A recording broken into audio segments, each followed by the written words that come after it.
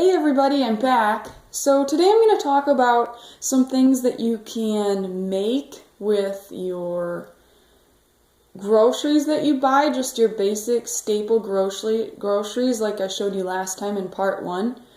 So first I'll start out with the dairy. With your gallon of milk you can make yogurt. Super easy to make. You can also make cheese. This is the cheese I make. Let's see.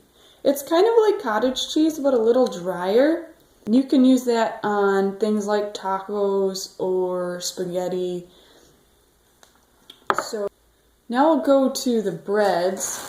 So what I have for breads here is noodles. If you find eggs on sale, you can make egg noodles. This is just an example though. You can make all sorts of bread and bakery items, cookies, muffins. There's pretty much nothing that you should need to buy from the bread department if you know how to bake a little bit. And then we'll move on to meat. So from your meat, you can save the fat. This is bacon grease, and I use it to fry eggs and cook with. So that saves me a lot of money on butter. I don't buy butter. I don't really, well, I do buy it, but I don't use it for regular cooking purposes. I just use it for mostly special baking projects. The other thing you can make with meat is broth. You can't really see that this is broth, but I wrote on it ham broth. So that is some broth that I've frozen.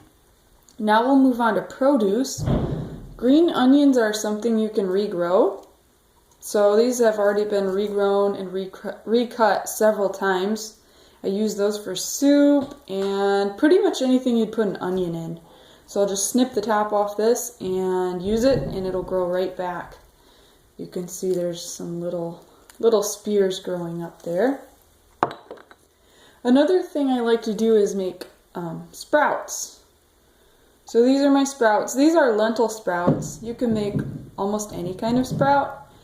But the cool thing about sprouts is you can take a relatively cheap grain item.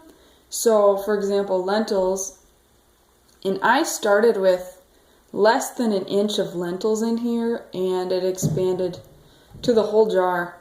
So sprouts are something you can put in sandwiches and wraps and soup and stir fry and a lot of other stuff, and is a really cheap produce thing that you can actually make yourself, which I think is kind of cool.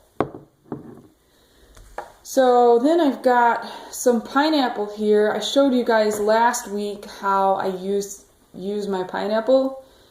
I'll cut rings out of the middle, and then the little odds and ends pieces can be canned. So that's what I've done there. And then lastly, for our produce, I've got some celery ends and leaves. You can dry these and use them in soups. And that's stuff that you'd just be throwing away. So you might as well get your money's worth out of your celery, right? And I also showed that to you guys in a different video. And lastly, I have another reused container. These are my leftover containers. I use them for leftovers, and I'll pop them in the freezer when I'm done. So this is ham and potato soup. And instead of throwing away leftovers or putting them back in the fridge, our leftovers automatically go into these containers and into the freezer. And that really helps with our grocery bill. Because if I just put them in the fridge, sometimes I'll forget about them, and then the leftovers go bad, or by the time I take them out again, it's like, maybe I shouldn't be eating this.